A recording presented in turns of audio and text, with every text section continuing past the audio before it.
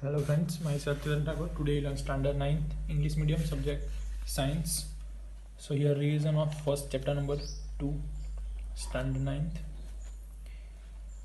science chapter number 1. Chapter number 1 is matter in our surrounding. So first यहाँ पे हमने matter की definition देखी. Matter means what?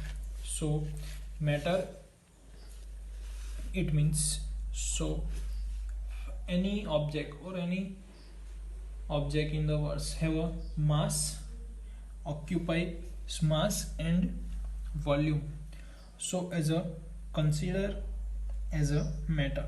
So matter होने के लिए आपके पास क्या होना चाहिए? So ऑब्जेक्ट का मास होना चाहिए, ऑक्यूपाई स्पेस कवर करना चाहिए और आपको कुछ वॉल्यूम मिलना चाहिए, तो उसको बोलते हैं. For example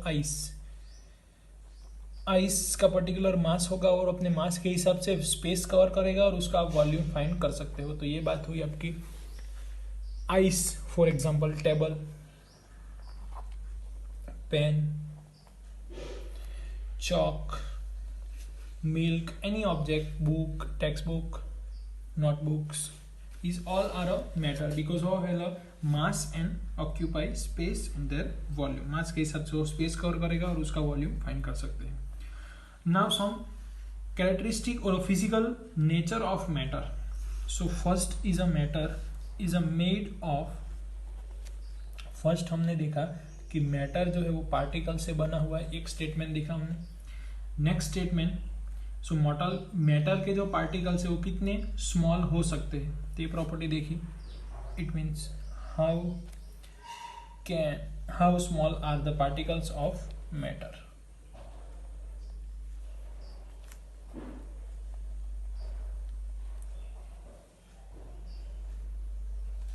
how small are particles of metals. तो ये बात हमने देखी उसमें. उसके बाद particle of metal can continuously moving. So particles के जो मेटल के जो पार्टिकल है वो कंटिन्यूसली मूविंग करते हैं. एक टॉपिक देखा. तो ये जो सारी फिजिकल प्रॉपर्टी थी. उसके बाद particles of matter attract each other.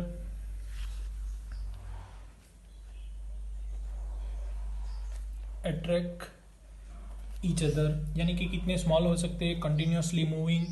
ऐसी जो ऑल उसके जो पार्टिकल्स थे वो हमने देखे. ये हो जाने के बाद 3 टाइप देखे हमने.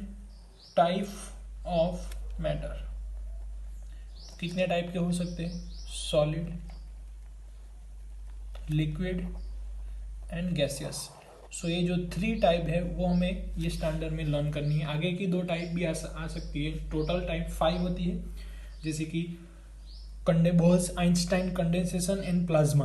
सो टोटल 5 टाइप होती है मैटर्स की. उनमें से सॉलिड, लिक्विड एंड गैसियस ये स्टैंडर्ड में लर्न करनी है आपको. बाकी की जो है Bose Einstein condensation and plasma. तो plasma are presence in a sun. जो सन में हाइड्रोजन में से हीलियम बनने की जो प्रोसेस है वो प्लाज्मा स्टेट में होती है. It means plasma is a very high temperature and Bose Einstein condensation it means is a very low temperature. तो ये जो 2 टाइप है वो भी डिस्कस नहीं करनी है. ये चैप्टर हमें solid, liquid and gaseous in this types can be discuss. So solid के लिए तो उसका सॉलिड के लिए हम देखते हैं, और लिक्विड और गैसियस ये 3 हमारे पास. सॉलिड के लिए क्या होता है, आपको मास देख सकते हैं. तो उसका जो मास है वो फिक्स होगा. वॉल्यूम तो सभी का फिक्स ही होगा, बट यहाँ पे आपका मास फिक्स होगा, वॉल्यूम दोनों फिक्स होंगे.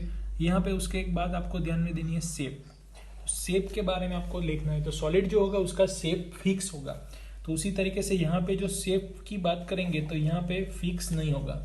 In similar way here gaseous में भी उसका शेप फिक्स नहीं होगा. जो भी शेप में, जो भी कंटेनर में उसको फिलअप करोगे वो शेप हो जाएगा. जैसे कि आपने वाटर और गैसियस को सिलेंडर में स्टोर किया तो सिलेंडर शेप बन जाएगा. सर्कल स्पीयर में आपने स्टोर किया तो स्पीयर हो जाएगा. तो ये जो मास, वॉल्यूम दोनों के सभी के होंगे. जो मैटर होगा उसके सभी के मास और वॉल्यूम आने वाला है. उसके बाद शेप. तो सॉलिड में शेप फिक्स होगा, यहाँ पे शेप फिक्स नहीं होगा. दूसरी जो बात करते हैं वो है उसके पार्टिकल्स के बीच में. तो पार्टिकल के बीच में जो स्पेस होगी space between particles is very less. यहाँ पे सॉलिड के मुकाबले, सॉलिड के कंपैरिजन में लिक्विड स्टेट में स्पेस ज़्यादा होगी, जैसे कि ये है, तो ये ऐसे लिक्विड के पार्टिकल्स है तो उसके बीच में स्पेस ज़्यादा होगी compare to solid. And gaseous तो सबसे ज़्यादा highest space between two particles is gaseous state, maximum space. Liquid more than solid but less than gaseous. Solid के लिए सभी से स्मॉल, कम, मिनिमम सॉलिड में ही आएगी।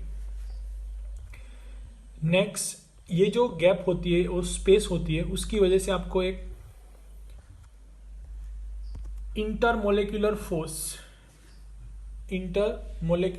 Force between two particles. What is intermolecular force? तो इंटरमोलेक्युलर फोर्स मीन्स व्हाट? तो अगर आपके पास दो पार्टिकल्स होंगे तो ये जो पार्टिकल्स है any state, solid, liquid, gaseous, both state particles, so intermolecular force between this two particles is very large. ये जो हाईएस्ट, जितनी स्पेस कम होगी दोनों के बीच में, space is minimum, so intermolecular force is maximum. तो स्पेस के बारे में हमने डिस्कस किया कि जो सॉलिड स्टेट में उसमें space is a minimum, so intermolecular force solid में हाईएस्ट होगा। लिक्विड में सॉलिड से ज़्यादा स्पेस होगी, यानी कि सॉलिड से कम इंटरमोलेक्युलर फोर्स होगा। और गैसियस में हाईएस्ट स्पेस है, इसलिए यहाँ पे intermolecular force between gaseous state is very less, minimum होगा। दोनों अपोजिट है। अगर आपके पार्टिकल्स के बीच में स्पेस हाईएस्ट होगी तो इंटरमोलेक्युलर फोर्स लोएस्ट होगा। उसके बाद एग्जांपल आप लिख सकते हो दो तीनों स्टेट के। सॉलिड में हम ले सकते हैं gas, table, chair, anyone. Liquid, water, petrols, kerosenes is a example of liquid, cold drinks. And then gaseous state, H2O gas, helium gas, neon gas, nitrogen gas, oxygen gas. तो ये जो सारे गैसेस है आप ये गैसियस स्टेट में ले सकते हो। उसके बाद फ्लूइडिटी चेक करेंगे। तो फ्लूइड सब्सटेंस बोल सकते हैं लिक्विड एंड गैसियस दोनों को। Fluid means what's? तो substance can be throw out on a surface and spread some area और कवर बाय स्प्रेडिंग। सो ये स्प्रेड होने की जो प्रॉपर्टी है उसको बोलते हैं हम फ्लूइडिटी। तो is a solid and is a not contain fluidity but liquid and gaseous state, more space between then particles, so is considered as a fluidity. So liquid and gaseous both have a fluid substance. So ये जो discuss है आप बोल सकते हो कि ये जो प्रॉपर्टीज है सॉलिड, लिक्विड और गैसियस में आ सकती है। उसके बाद can matter change its state? So जो मैटर है वो उसके स्टेट चेंज कर सकता है। तो किस तरह से कर सकता है? तो अप्लाई हीटिंग, जैसे कि वाटर, यहाँ से आप उसको हीट अप्लाई करोगे तो इस change it state. Water is a liquid state at a room temperature, but जैसे जैसे हीट इंक्रीज होगी, आप टेम्परेचर अप्लाई करोगे तो उसकी काइनेटिक एनर्जी बढ़ेगी। काइनेटिक एनर्जी इंक्रीज होने के रीजन से applying heating, so liquid can be converted into gaseous state. तो ऐसी जो प्रॉपर्टी है, यानी कि अब मैटर जो है वो स्टेट चेंज कर सकता है, तो आंसर आएगा यस।